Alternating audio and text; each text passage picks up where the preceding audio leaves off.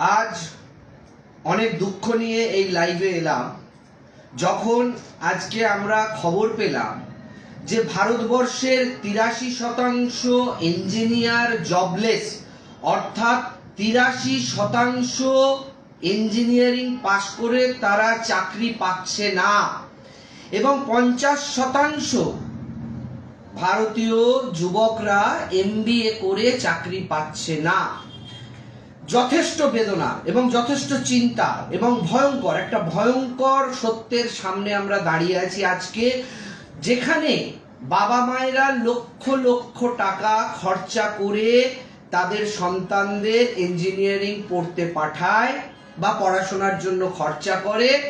সেখান থেকে যদি আজকে সমীক্ষায় বড় বড় পত্রপত্রিকায় উঠে আসে যে 83% পাশ করা ইঞ্জিনিয়াররা জবলেস, একবার চিন্তা করুন, আমাদের সবার ঘরে বা আত্মীয় স্বজন কেউ না কেউ ইঞ্জিনিয়ারিং পড়ছে, তাহলে তাদের ভবিষ্যৎ কি হবে?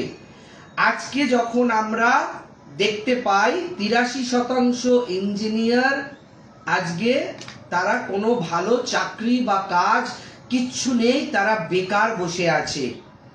ঠিক MBA এরও একই হাল, 50% MBA পাশ করে বেকার বসে আছে। এর থেকেও এক ভয়ঙ্কর, ভয়ানক, বিভৎস, মর্মান্তিক চিত্র উঠে আসে গতকাল যখন আমরা দেখি রাজস্থানে পিয়ন পোস্টের জন্য, অর্থাৎ গ্রুপ ডি পোস্টের জন্য লোক নেওয়া হবে সরকারি দপ্তরে। সেখানে আবেদন করে PhD degree holder, engineer, even lawyer স্টুডেন্টরা, যারা ল পাস করে ওকালতি করবে, সেই লয়ার স্টুডেন্টরা যারা অলরেডি MBA করেছে, পোস্ট গ্রাজুয়েট করেছে, ইঞ্জিনিয়ারিং করেছে, তারা আজকে পিয়ন পদের জন্য যাচ্ছে। এটা একটা বার্নিং ইস্যু। আমরা সবকিছু ইস্যু থেকে মুখ ফিরিয়ে থাকলেও বা সবকিছু ইস্যুকে হালকা ছলে নিয়ে নিজেরা ভুলে থাকলেও আমাদের প্রত্যেকের ঘরে বাড়িতে সন্তান রয়েছে। কারুর সন্তান ক্লাস 3-তে পড়ছে, কারুর 4-এ পড়ছে, কারুর 7-এ পড়ছে, কারুর 8-এ পড়ছে, কারুর 9-এ, কারুর সামনের বছর মাধ্যমিক দেবে, কারুর উচ্চ মাধ্যমিক দেবে। আজকে একটা মধ্যবিত্ত পরিবার সব থেকে বেশি খরচা করে সন্তানের পড়াশোনার পেছনে। একটা মধ্যবিত্ত পরিবার তার রোজগারের সিংহভাগ খরচা করে তার সন্তান প্রতিপালনে, তার পড়াশোনায়। প্রথম খরচা তার পরিবারে সে আলাদা করে রাখে সন্তানের পড়াশোনার জন্য। অর্থাৎ আমরা মধ্যবিত্তরা যা রোজগার করি, সেই রোজগারের অর্ধেক রোজগার আমাদের সন্তানদের পড়াশোনার পেছনে আমরা ব্যয় করি। কি আশায় করি? যে আমরা সারা জীবন খাটতে পারবো না, আমরা যখন বয়স্ক হব, আমাদের সন্তানরা যদি সুপ্রতিষ্ঠিত হয়, তারা তাদের নিজের পায়ে দাঁড়ায়, তারা রোজগার করে একটা সুন্দর জীবন যাপন করবে এবং বৃদ্ধ বাবা মায়ের ভরণ পোষণ করবে। সেই আশায় আমরা লক্ষ লক্ষ টাকা খরচা করি। কিন্তু আজকে বাস্তবটা দেখা যাচ্ছে যে বাবা মায়েরা লক্ষ লক্ষ টাকা খরচা করেছে তাদের সন্তানদের পড়ানোর জন্য, তারা আজকে 83% জবলেস। ইঞ্জিনিয়ারিং পাস করার পরেও আজকে 50% MBA করার পরেও জবলেস। এবং আজকে আমরা দেখতে পাচ্ছি যে একটা পিয়ন পদের জন্য পোস্ট গ্রাজুয়েট থেকে ল গ্রাজুয়েট, MBA থেকে PhD, প্রত্যেকে সেই লাইনে আবেদন করতে যাচ্ছে। তাহলে এই ভয়ানক পরিস্থিতি থেকে আমাদের উদ্ধার করবে কে? জানি না আপনারা রাজনৈতিকভাবে, এবং যে তথ্যগুলো আপনাদের সামনে আমি তুলে ধরলাম আমাদের পেজে, জয়দেব স্যার ক্লাসেসের পেজে, এগুলো অলরেডি আমরা পোস্ট করেছি। অনেকে অনেক রকম কমেন্ট করেন, আমরা দেখি আমাদের পেজে, যে জয়দেব স্যার ক্লাসেস একটা শিক্ষা প্রতিষ্ঠান হয়ে রাজনীতির কথা কেন বলছেন বা রাজনীতিতে এত ইনভলভ কেন হচ্ছে। কারণ আপনি রাজনীতিকে ডিনাই করতে পারেন, কিন্তু রাজনীতি আপনাকে ডিনাই করবে না। অর্থাৎ আপনি রাজনীতিকে এড়িয়ে চলে যেতে পারেন, কিন্তু রাজনীতি প্রতিনিয়ত আপনার পরিবার, জীবন, সংসার, সন্তানের ভবিষ্যৎ প্রতিটা ক্ষেত্রে ঢুকে গেছে। আজকে আপনি জাল ওষুধ খাচ্ছেন, রাজনীতি। আজকে আপনি চড়া সুদে টাকা ধার নিচ্ছেন, আবার সেই টাকা ধার মেটাতে আবার ধার নিচ্ছেন, আপনার রোজগার কমছে, সেটাও রাজনীতি। আজকে আপনি দাঁড়িয়ে মেডিক্লেমের প্রিমিয়ামটা অনেক বেশি দিচ্ছেন, সেটাও রাজনীতি। আজকে মূল্য বৃদ্ধি হচ্ছে, সেটাও রাজনীতি। আজকে শিক্ষা থেকে স্বাস্থ্যে দুর্নীতি হচ্ছে, সেটাও রাজনীতি। আপনার সন্তান শিক্ষিত হয়েও চাকরি পাচ্ছে না, এটাও রাজনীতি। সেই জন্যই জয়দেব স্যার ক্লাসেস রাজনীতিতে ইনভলভ হয়েছে। কারণ যদি শিক্ষিতরা রাজনীতিতে ইনভলভ হয় বা ইন্টারেস্ট দেখায়, তাহলে একমাত্র রাজনীতির দুর্বৃত্তায়ন কিছুটা হলেও কমানো সম্ভব। আমি রাজনীতিতে যাব না, রাজনীতি তো ন্যাস্টি বলে আপনি রাজনীতিকে দূরে সরিয়ে রাখতে পারেন, কিন্তু রাজনীতি আপনাকে দূরে সরিয়ে রাখবে না। এই ডার্টি পলিটিক্স আপনার পাড়ায় হচ্ছে, আপনার পাড়ার কাউন্সিলর থেকে শুরু করে আপনার প্রতিটা পদক্ষেপে এই রাজনীতির শিকার আপনি হচ্ছেন। আপনার প্রতিটা পদক্ষেপে রাজনীতি আপনাকে কন্ট্রোল করছে।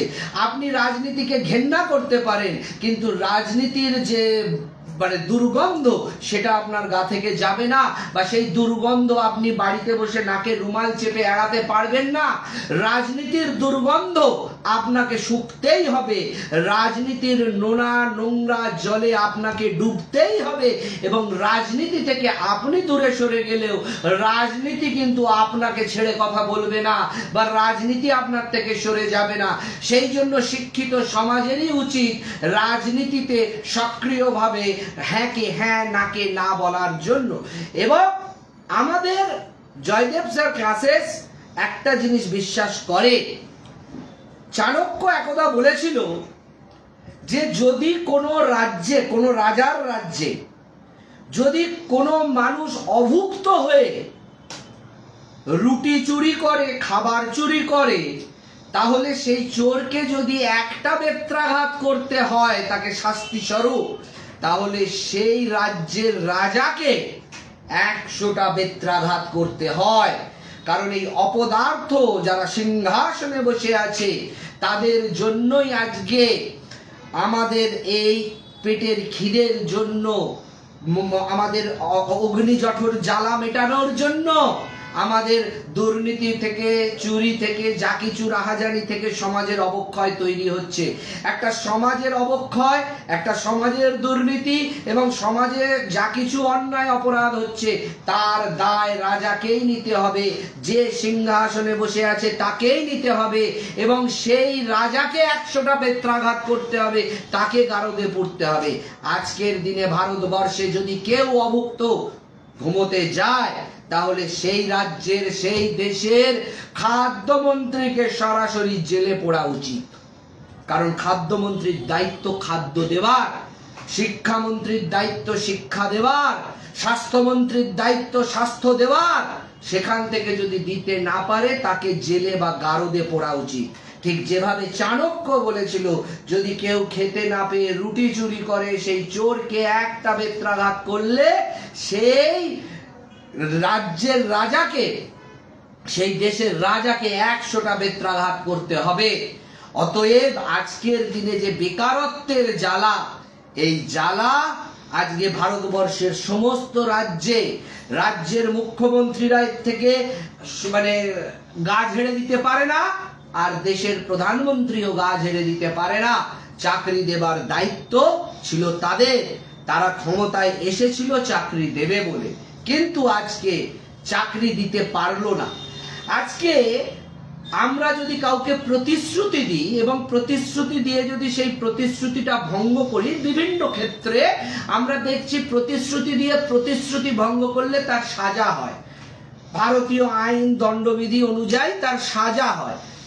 ভোটের বাজারে যে প্রতিশ্রুতিগুলো দেওয়া হয় বা ম্যানিফেস্টোতে যেগুলো লেখা হয় যে আমরা সরকারে এলে এই এই করব, কেউ বলছে 2 কোটি চাকরি দেব, কেউ বলছে ডবল ডবল চাকরি দেব, এই প্রতিশ্রুতিগুলো যখন ভঙ্গ হয় তখন সেই প্রতিশ্রুতি দানকারী দল বা সেই নেতা নেত্রীদের কেন কোনো সাজা হয় না?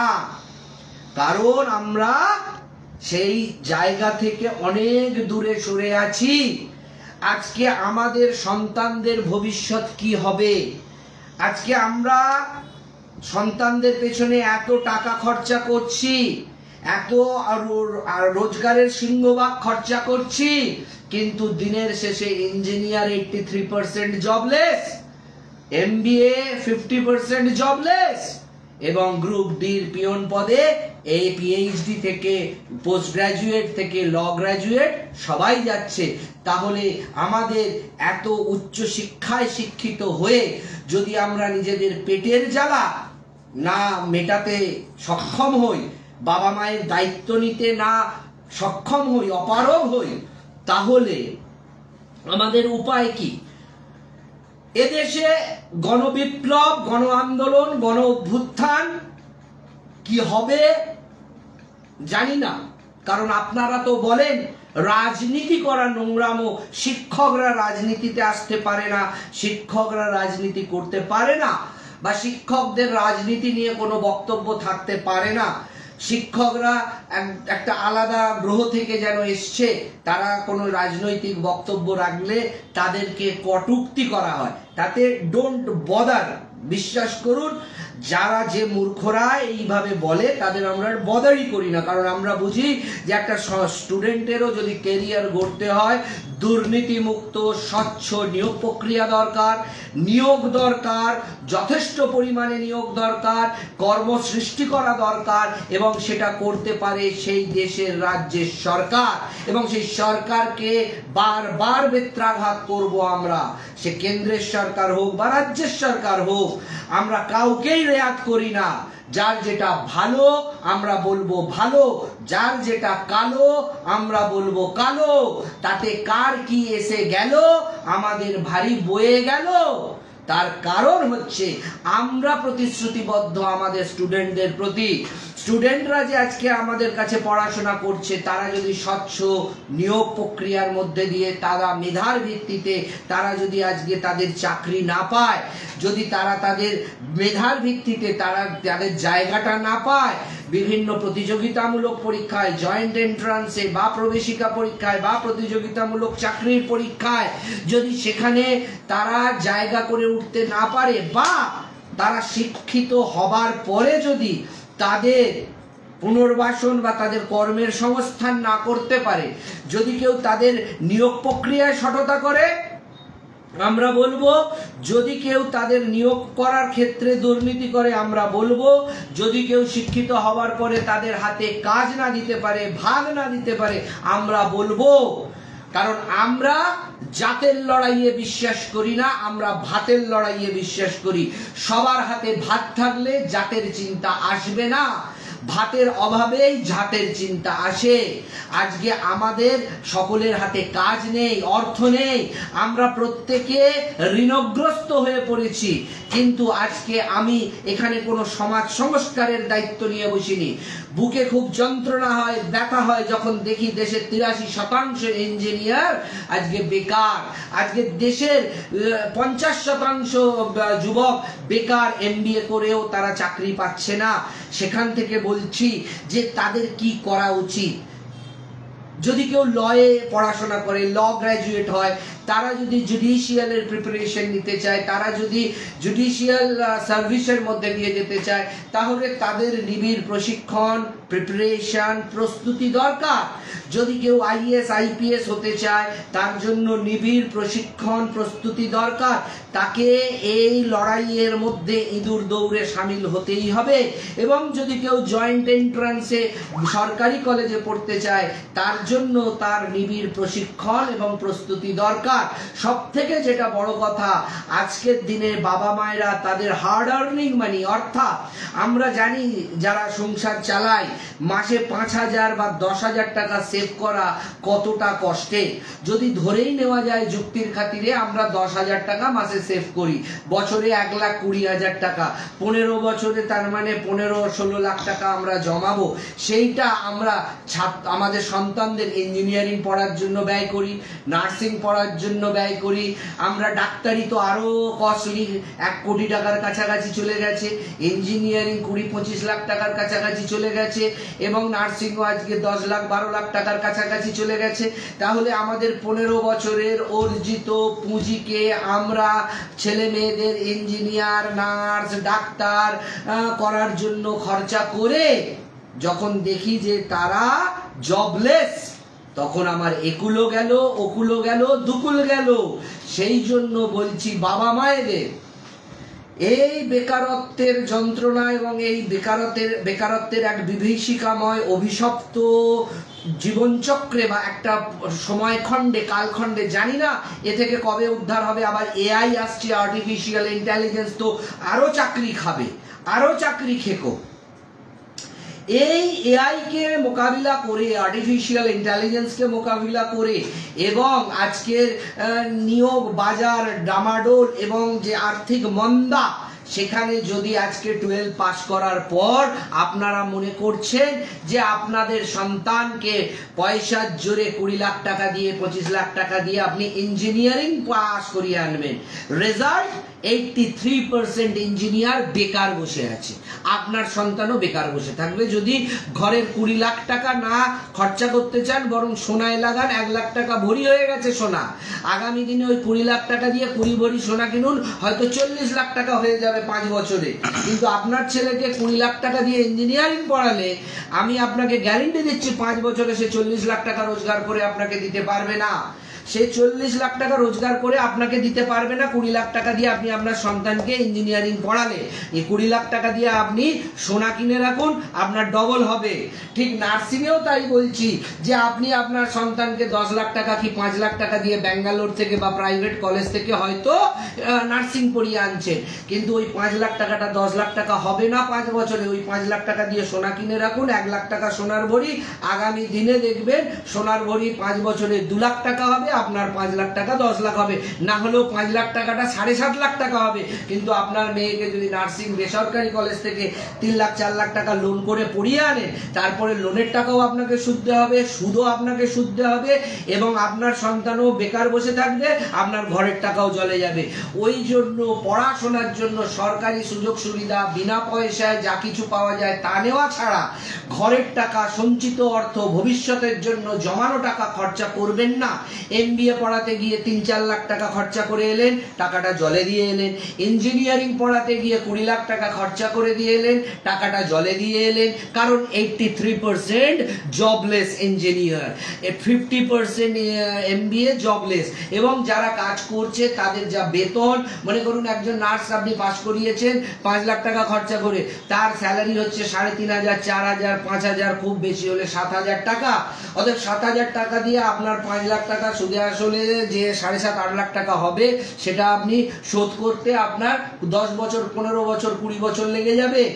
এবং আজকে যদি সোনা কিনে রাখেন ওই টাকায়, বরং আপনার টাকাটা অ্যাড ভ্যালুয়েশন হবে। অর্থাৎ আমার বলার বক্তব্য হচ্ছে যে আপনার কাছে যে 5 লাখ টাকা আপনি মেয়েকে নার্সিং পড়াবার জন্য ভাবছেন, সেইটা নার্সিং না পড়িয়ে আপনি ওটায় সোনা কিনে রাখুন, বা জমি কিনে রাখুন, বা একটা ফ্ল্যাট কিনে রাখুন। আপনাকে অ্যাপ্রিসিয়েশন ভ্যালু দেবে। 10%, 20% হোক, 50%, 100% তো দিতে পারে, ডবলও করে দিতে পারে টাকা। কিন্তু বেসরকারি কলেজে টাকা খরচা করে পড়িয়ে আনলে ঘরে বেকার ছেলে, সঙ্গে লোনের বোঝা, সঙ্গে সুদের বোঝা, টানতে টানতে আপনি হিমশিম খাবেন।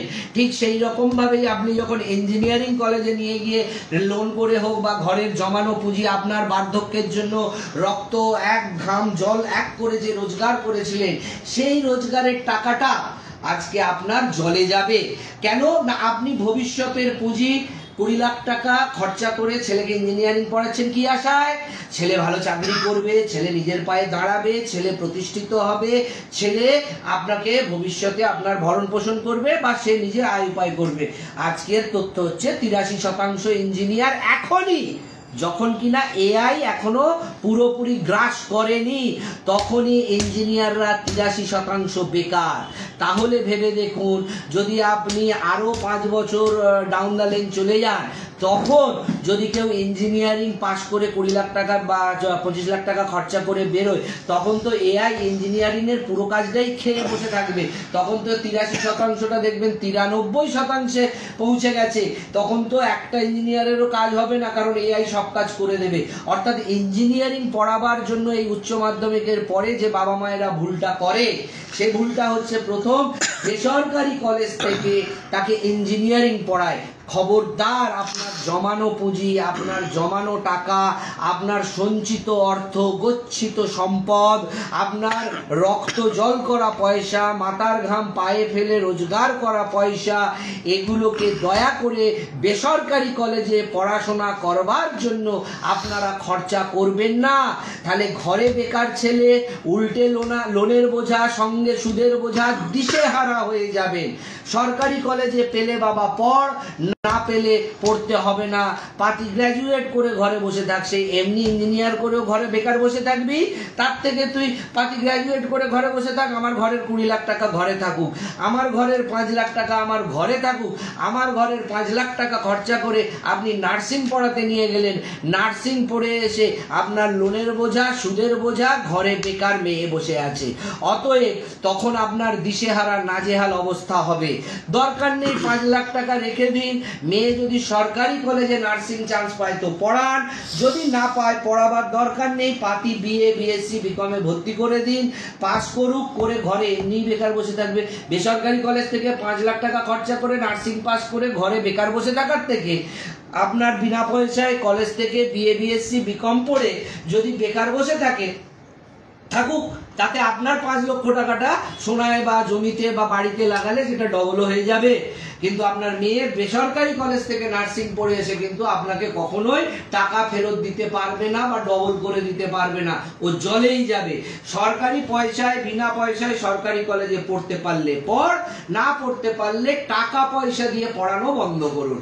ওই যে গচ্ছিত পয়সা দিয়ে আপনারা ডিগ্রিটা কিনতে যান, আমরা এটাই বলার চেষ্টা করছি, পয়সা দিয়ে ডিগ্রি কিনে লোনের বোঝা, সুদের বোঝা, বেকারত্বের জ্বালা, সবটা কিন্তু মানে সংসারকে পুরো বিষময় করে তুলবে।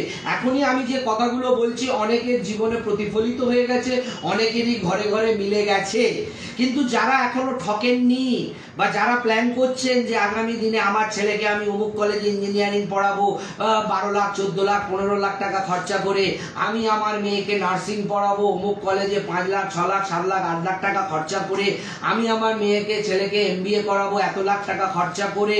যদি আপনার কালো টাকা থাকে আপনি করতে পারেন, যদি আপনার টাকার মায়া মমতা না থাকে আপনি করতে পারেন, টাকার উপর যদি দয়া নেই, ড্রেনে ভাসিয়ে দেওয়ার মতন যদি আপনার অগাধ পয়সা থাকে আপনি করতে পারেন, বা টাকা পুড়িয়ে দেওয়ার মতন যদি অগাধ পয়সা থাকে আপনি করতে পারেন।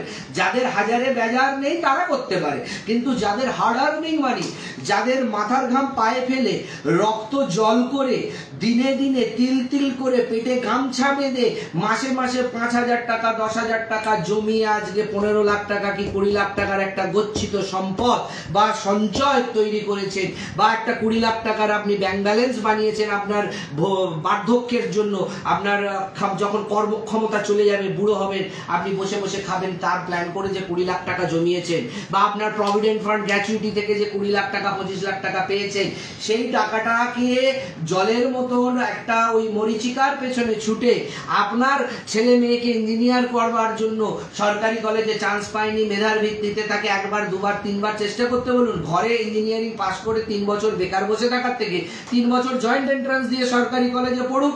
3 বছর সরকারি কলেজে না চান্স পেলে ঘরে বসে যদি তার প্রিপারেশন নেয়, আপনার 20 লাখ টাকা বেঁচে যাবে। আর আপনি 20 লাখ টাকা খরচা করে তার বছর বাঁচাতে তাকে বেসরকারি কলেজে পড়িয়ে ঘরে এনে বেকার বসিয়ে রাখবেন, তখন আপনার 3 বছরটাও যাবে, 4 বছরটাও যাবে, 5 বছরটাও যাবে, সঙ্গে 20 লাখ টাকাও যাবে। তার থেকে বলুন বাবা তুই ইঞ্জিনিয়ারিং হওয়া পড়বি, জি মেন WBG দিবি, তুই একবারে না পারিস দুবারে, দুবারে না পারিস তিনবারে, তিনবারে না পারিস 4 বারে দে, কিন্তু তুই সরকারি কলেজেই পড়ে তুই ইঞ্জিনিয়ার হ, নইলে তো বেসরকারি কলেজ থেকে পড়ে এসে তুই বেকারি ঘরে বসে থাকবি 5 বছর। তো দরকার কি আছে? তার থেকে তুই সরকারি কলেজে চেষ্টা কর। আপনি নার্সিং কলেজে গিয়ে 10 লাখ টাকা, 12 লাখ টাকা খরচা করে, 8 লাখ টাকা, 3 লাখ টাকা খরচা করে মেয়েকে নার্সিং করিয়ে আনছেন 3,500, 4,000, 5,000 টাকার চাকরি করার জন্য। দরকার কি আছে? ওকে বলুন যে তুই ANM GNM এর জন্য 3 বছর প্রিপারেশন নে, তুই জেনপাস ইউজির জন্য 3 বছর দরকার হলে প্রিপারেশন নে, তুই এইমস BSc নার্সিং এর জন্য 3 বছর প্রিপারেশন নে, সঙ্গে প্যারালালি কলেজ কর। কিন্তু যদি পড়তে হয় সরকারি কলেজে পড়, সরকারি কলেজে বিনা পয়সায় পড়ে আয়। BSc নার্সিং করে চাকরি না পেলেও আমার দুঃখ নেই, ANM GNM পড়ে এসেও যদি না চাকরি পায় দুঃখ নেই, যদি আমার ইঞ্জিনিয়ারিং পড়ে এসেও চাকরি না পায় দুঃখ নেই, কারণ আমার ঘরের 20 লাখ টাকা গচ্ছিত রয়েছে, আমার 5 লাখ টাকা গচ্ছিত রয়েছে, 7 লাখ টাকা গচ্ছিত রয়েছে, কিন্তু আমার ঘরের টাকাও চলে গেল বেসরকারি কলেজগুলোতে, আর আমার সুদের বোঝাও চেপে গেল লোন করে পড়তে গিয়ে। কারণ স্টুডেন্ট ক্রেডিট কার্ডেও কিন্তু লোন নেয়, লোনের টাকায় কিন্তু 4% হারে সুদ নেয়, ভালো করে খবর নেবেন। তো স্টুডেন্ট ক্রেডিট কার্ডেও কিন্তু আপনার 4% সুদের হারে আপনার উপর একটা লোনের বোঝা, সুদের বোঝা, ঘরে বেকার ছেলে আর মেয়ে বসে আছে। টাকাটা কে শোধবে? আপনাকেই শুধতে হবে। আর যদি ভাবেন আমি শুধবো না, লোন দিয়েছে চাকরি না দিলে টাকা শুধবো না, ব্যাংক আপনার নামে আইনি চিঠি পাঠাবে, ব্যাংক আপনার নামে লিগাল নোটিশ পাঠাবে, সরকার সব সময় থাকে না, বদলায়, ইশারা কাফি আছে, এবং সব থেকে বড় কথা আপনার ব্যাংকের সিভিল স্কোরটি খারাপ হবে। আগামী দিনে আপনি একটা ফোন কিনতে যান, আপনি একটা স্কুটি কিনতে যান, আপনি একটা সামান্য ফ্রিজ কিনতে যান, আপনাকে রেড কর্নার করে রাখবে ব্যাংক যে এর লোন নিয়ে লোন শোধে না, এর লোন ডিফল্টার, এর সিভিল খারাপ, একে কোনো লোন দেওয়া যাবে না। তখন একটা ফোনের জন্য আপনাকে ক্যাশ ডাউন করতে হবে, তখন আপনি কোনো বাজাজ কার্ড বা কোনো EMI ফাইন্যান্স কেউ দেবে না, কারণ আপনার সিভিল ডামাডোল হয়ে জিরো হয়ে যাবে। অতএব তখন আপনি রেড কর্নার হয়ে যাবেন। আপনার লোন যদি না আপনি পরিশোধ করেন গাজওয়ারি করে যে চাকরি পাইনি লোন শোধ করবো না, করতে হবে না, আপনাকে রেড কর্নার করে ফেলে রাখবে। তারপরে যা লিগাল নোটিশ আছে সেই ঝামেলা তো সামলাবেন, সে দৃশ্য তো দেখবেন পরে। আমাদের অভিজ্ঞতা আছে তাই আমরা বলছি। কিন্তু আপনাকে যেটা বলার যে এই এক ভীষণ বিভীষিকাময় সমাজে যেখানে 83% ইঞ্জিনিয়াররা বেকার বসে থাকছে, লক্ষ লক্ষ টাকা, একটা ইঞ্জিনিয়ারিং পড়তে গেলে এখন মিনিমাম 25 লাখ টাকা খরচা আছে। সেই 25 লাখ টাকা আপনি ঘরে রেখে সোনা কিনে রাখুন, আপনার নিঃসন্দেহে 30 লাখ টাকা হয়ে যাবে 5 বছরে। বা আপনার একটা ফ্ল্যাট কিনে রাখুন, 25 লাখ টাকাটা 35 লাখ টাকা হয়ে যাবে। জমি কিনে রাখুন, অন্তত 25 লাখ টাকাটা 35 লাখ টাকা হয়ে যাবে। কিন্তু আপনার ছেলেকে 25 লাখ টাকা দিয়ে ইঞ্জিনিয়ারিং করে আনবেন, ঘরে বেকার ঢুকে বসে থাকবে, সেটা তথ্য সমীক্ষা সবাই বলছে। আপনি যদি চোখে কাপড় বেঁধে অন্ধ হয়ে থাকতে চান আপনি থাকতে পারেন, কিন্তু বেসরকারি কলেজে যদি একবার পড়িয়েছেন আপনার টাকাও গেল, আপনি ধনে প্রাণে মারা যাবেন, আপনার টাকাও যাবে, আপনার ভবিষ্যতও যাবে, আপনার সুদ দিতে হবে, এবং ছেলে ঘরে বেকার বসে থাকবে। তো সামনে তথ্য বেরিয়ে এসছে 83% ইঞ্জিনিয়ার ভারতবর্ষে জবলেস, 50% MBA জবলেস। ওসব প্লেসমেন্টের গল্প আর প্লেসমেন্টের ভাওতা যদি ভুলে যান, আপনাকেই ঠকতে হবে, অন্য কেউ আপনার হয়ে ঠকবে না। আরেকটা কথা, নার্সিং পড়তে গিয়েও কিন্তু একই অবস্থা। যদি সরকারি কলেজে 1 বছরে না পাই 2 বছরে পড়বো, 2 বছরে না পাই 3 বছরে পড়বো, 3 বছরে না পাই 4 বছরে পড়বো। যদি পড়তেই হয় সরকারি কলেজ থেকেই পড়বো, ভালো করে পড়বো, মেধার ভিত্তিতে পড়বো। আর যদি সেটা না করেন, আপনি টাকার জোর দেখিয়ে ডিগ্রি কিনতে পারেন, কিন্তু আপনার মেয়ে ঘরে ঠায় বেকার বসে থাকবে, ওই ডিগ্রি ছেড়ে আপনাকে ফেলে দিতে হবে। এইটুকু মাথায় নিয়ে নেবেন। কার একটা আদরা ব্যতিক্রমী হয়ে গেছে, কার একটা আদরা বেড়ালের ভাগ্যে শিখে ছিঁড়ে গেছে, সেইটা দেখে যদি আপনারা ভাবেন যে আপনাদেরও হবে, আপনারা খরচা করতে পারেন, টাকা আপনার, ইচ্ছা আপনার, ছেলের ভবিষ্যৎ আপনার, সন্তান আপনার। আমাদের কর্তব্য, আমরা আপনার থেকে, আপনারা একটা ছেলে মেয়ের বাবা আর আমি 100 ছেলে মেয়ের বাবা। আমার কাছে প্রতিদিন 100 কেস হিস্ট্রি আসছে, 100 বাবা মা এসে কান্নাকাটি করছে, 100 বিষাদগ্রস্ত ডিপ ডিপ্রেসড, এক এক এক অসহনীয় যন্ত্রণার মধ্যে দিয়ে যে সমস্ত ছেলেমেয়েরা যাচ্ছে, তাদের মুখগুলো আমাদের সামনে প্রতিনিয়ত ভেসে ওঠে। বাবা মায়ের আর্তনাদ ভেসে ওঠে, বাবা মায়ের করুণ মুখ ভেসে ওঠে, এবং বাবা মায়ের দুঃখ যন্ত্রণা কষ্টগুলো দেখে মনে হলো আপনাদেরও জানাই, কারণ এই পেজের মাধ্যমে আমরা হয়তো সকলের কাছে পৌঁছতে পারবো না, সকলের কাছে পৌঁছানো সম্ভব নয়, কিন্তু যে কজনের কাছে পৌঁছতে পারি, যে কজনকে যদি একজনকেও সাবধান করতে পারি এবং তাকে ঠকা থেকে বাঁচাতে পারি এবং তার গচ্ছিত মাথার ঘাম পায়ে ফেলে রক্ত জল করা কষ্টার্জিত সঞ্চিত তাদের যে গচ্ছিত অর্থ পুঁজি ভবিষ্যতের জন্য তারা জমিয়েছিল, সেটাকে যাতে তারা জলের মতন ভাসিয়ে না দেয়, তার থেকে যদি একটি মানুষকেও বাঁচাতে পারি, সেই জন্য আজকে আমাদের এই লাইভটা করা, যে যদি একটি মানুষও এর থেকে উপকৃত হয়, তাহলেও জানবো যে আমাদের এই আজকের প্রয়াস, আজকের লাইভ আমাদের সার্থক। আমরা সমাজ সংস্কারক নই, আমাদের কাজ নয় সমাজের লোককে অ্যাওয়্যার করে বেড়ানো, কিন্তু প্রতিনিয়ত বাবা মায়েদের চোখের জল, আর্তনাদ, করুণ অসহায় মুখগুলো, এবং যারা অলরেডি মনে করুন বিটেক করে, নার্সিং করে, প্রাইভেটে পড়ে জীবন জর্জরিত করে আমাদের সামনে এসে উপায় খোঁজে, দিশা খোঁজে, তাদের মুখগুলো, করুণ মুখগুলো দেখে আমাদের মনে হয় যে ইস, এদের বাবা মাকে যদি একটু আগে সাবধান করতে পারতাম, যদি তাদের এই অর্থে গচ্ছিত অর্থগুলোকে খরচা করা থেকে বাঁচাতে পারতাম, যদি তারা সরকারি কলেজে আজকে বিনা পয়সায় পড়তো, তাদের এই বিপাকে পড়তে হতো না, তারা যদি আজকে সরকারি কলেজ থেকে নার্সিং পড়তো, তাদের এই বিপাকে পড়তে হতো না, তারা যদি আজকে সরকারি কলেজ থেকে ইঞ্জিনিয়ারিং পড়তো, এই বিপাকে পড়তো না, বা তারা যা কিছু পড়াশোনা সরকারি ব্যবস্থা থেকেই যদি করতে পারতো, তাহলে বিপদে পড়তো না। কিন্তু তারা বেসরকারি কলেজগুলোর লোভে পা দিয়ে সেখানে জলের মতন টাকা খরচা করে পড়ে সর্বশান্ত হয়ে আজকে সমাজে সব রকম ভাবে যন্ত্রণায় ভুগছে। অসুখ হয়েছে, এক একজনের বাবা মায়ের চিকিৎসা করাতে পারছে না। তারা ভেবেছিল যে আমার ছেলেকে ইঞ্জিনিয়ারিং পড়াবো, তারপরে কলেজ বলেছে 60, 70, 80 হাজার টাকার প্যাকেজে মাসে চাকরি করে দেবে, সেই আশায় খরচা করে দিয়েছে, যে ইঞ্জিনিয়ারিং পড়া হয়ে গেছে, বেরিয়ে এসছে, দিচ্ছি দেবো হচ্ছে, বাবা মায়ের শরীর খারাপ করেছে, চিকিৎসা করতে পারছে না, ধার দেনা করছে, আরো দেনায় ডুবে যাচ্ছে, একটা দেনা থেকে মুক্ত হতে আর একটা দেনা করছে, দেনায় দেনায় জর্জরিত হচ্ছে, এবং সব থেকে বড় কথা হচ্ছে এই ক্রেডিট কার্ডে লোন নিয়ে আবার সেই লোন মেটাতে আরেকটা লোন, আরেকটা লোন মেটাতে আরেকটা লোন, লোনে লোনে লোনে লোনে লোনে লোনে জীবন একেবারে চক্রবুহের মতন ফেসে যাচ্ছে। এবং তারা বাবা মায়ের চিকিৎসা তো করাতেই পারছে না, বাবা মায়ের সঞ্চিত গচ্ছিত অর্থ সেটাও দিয়ে আসছে ওই প্রাইভেট কলেজগুলোতে, সেটা নার্সিং হোক, সেটা ইঞ্জিনিয়ারিং হোক, আর ডাক্তারি তো বলবেনই না, ডাক্তারিটা ধরা ছোঁয়ার বাইরে চলে গেছে। এখন রাশিয়া টাশিয়ায় গিয়েও মানুষ পড়তে যাচ্ছে ছেলেকে ডাক্তার করাবার জন্য। ইউক্রেনে সামান্য কদিন আগে যুদ্ধ হলো, ডাক্তারগুলো কিরকম ফিরে এসে পেন্ডুলামের মতন দুলছিল, রাজ্য কেন্দ্র চলছিল ফুটবল খেলা, তাদের ভবিষ্যৎ গেছে। উল্টে সেখানেও কিন্তু তারা 30-40 লাখ টাকা খরচা করে চলে এসছে।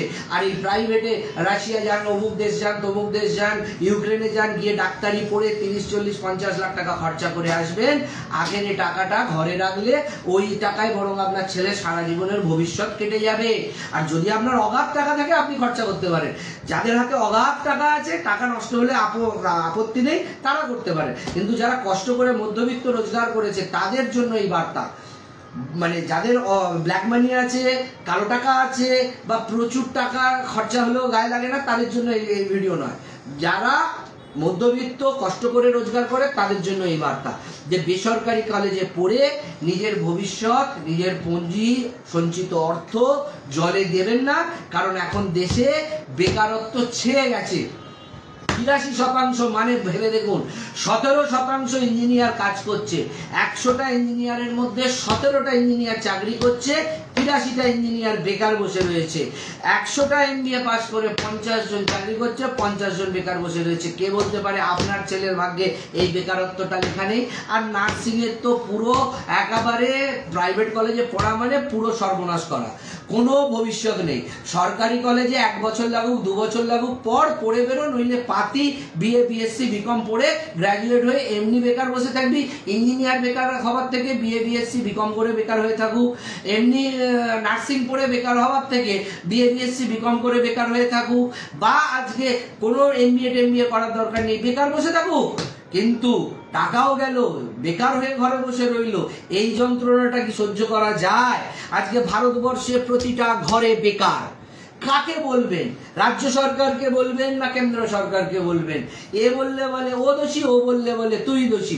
রাজ্য যেমন দোষী, কেন্দ্র তেমন দোষী। সব রাজ্যেই বেকার, সব ঘরেই বেকার, রাজ্যে রাজ্যে বেকার। আর এই রাজ্যে রাজ্যে বেকারদের স্বপ্ন দেখিয়ে এরা এদের গদি ফাঁপিয়ে তুলছে। কে বলছে 2 কোটি চাকরি দেবো, কে বলছে ডবল ডবল চাকরি দেবো, বলে বেকারদের ভোট নিচ্ছে। বেকারদের ভোট নিয়ে তারা তাদের গদি সামলাচ্ছে, তারা তাদের ফ্যামিলিকে বড়লোক করছে। আর আপনার বেকারত্বটাকে ইস্যু করে, আপনার বেকারত্বটাকে ভাঙিয়ে তারা ক্ষমতায় আসছে। অতএব এই চক্করে না পড়ে আমরা সরকারি পয়সায় সরকারি পরিকাঠামো যেটা পারবো সেটাই পড়বো, না পারলে কষ্টের টাকা কষ্টে রোজগার করব। তার থেকে বরং ভালো আমি আমার নিজের চেষ্টায় যা পারবো করব, কিন্তু বেসরকারি কলেজে গিয়ে পুঁজি সঞ্চিত অর্থ গচ্ছিত অর্থ আমরা দিয়ে আসবো না। যদি আপনারা দিয়ে এসে ঠকেন বা কাঁদেন তার দায়িত্ব আপনাদের। সাবধান করার ছিল। আমরা প্রতিনিয়ত ঘটনা দেখছি, দেখতে দেখতে ব্যথিত হচ্ছি, কষ্ট লাগছে, আপনাদের সঙ্গে শেয়ার করলাম। ভালো লাগলে কথাটা দয়া করে আরো 10 জন আত্মীয় বন্ধু বান্ধবের কাছে পৌঁছে দেবেন, আরো মানুষকে জানাবেন। ভালো না লাগলে আপনি স্কিপ করে যাবেন। আর যদি ভালো লাগে, কেমন লাগলো সেটা আপনার আত্মীয় স্বজনকে জানিয়ে সাবধান করবেন। যদি কটা মানুষের সঞ্চিত পুঁজি গচ্ছিত অর্থ বাঁচাতে পারেন, আশা করি আপনার কথা তার জীবনে প্রভাব ফেলবে। আমার এই লাইভে যদি একটি মানুষ উপকার হয় এবং সে যদি সরকারি কলেজ থেকে ইঞ্জিনিয়ারিং, নার্সিং বা ল যেটাই পড়ে নিয়ে জীবনে প্রতিষ্ঠিত হয়, ভালো। কিন্তু ঘরের টাকা খরচা না হয়, তার ঘরের টাকা ঘরেই থাকুক। যদি তাতে তার মনে হয় সেটাই আমার সার্থকতা। বাকিটা আপনাদের ওপর ছেড়ে দিলাম। আমার সুখ দুঃখ, ভালো লাগা না লাগা, রাগ অভিমান সবটাই আমি আপনাদের সঙ্গে শেয়ার করি। কারণ আমি মনে করি শিক্ষিত মানুষদের রাজনৈতিক সচেতন হওয়া উচিত, রাজনৈতিক বক্তব্য থাকা উচিত, রাজনৈতিকভাবে তাদের প্রতিবাদ করা উচিত। এবং রাজনীতিকে আমি ডিনাই করলেও রাজনীতি আমাকে ডিনাই করবে না, তাই আমি রাজনীতিকে ডিনাই করি না। আমি রাজনীতিকে ইগনোর করলেও রাজনীতি আমাকে ইগনোর করবে না, তাই আমি রাজনীতিকে ইগনোর করি না। আমার জীবন আষ্টে পৃষ্ঠে প্রভাবিত হয় রাজনীতির জন্য। অতএব আমি রাজনীতি থেকে আমার শিক্ষা, আমার ছাত্র সমাজ, আমার ছাত্রদের ভবিষ্যৎকে সুরক্ষিত করার জন্য আমাকে সেই লড়াইটা লড়তে হয়।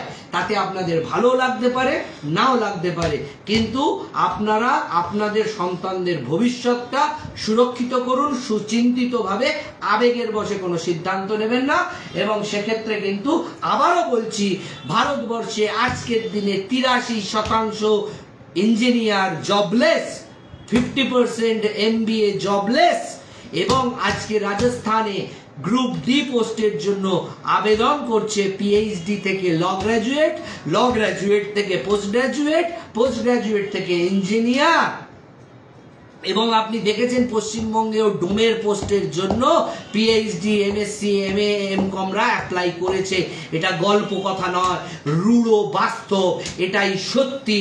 সেই জন্য ঘরের টাকা খরচা করে বেসরকারি কলেজে গিয়ে লাখ লাখ টাকা খরচা করে ডিগ্রি কেনা বন্ধ করুন। নিজের মেধার বলে যদি হয়তো হবে, না হলে এমনিই বেকার থাকবে, অমনিই বেকার থাকুক। ধন্যবাদ, নমস্কার।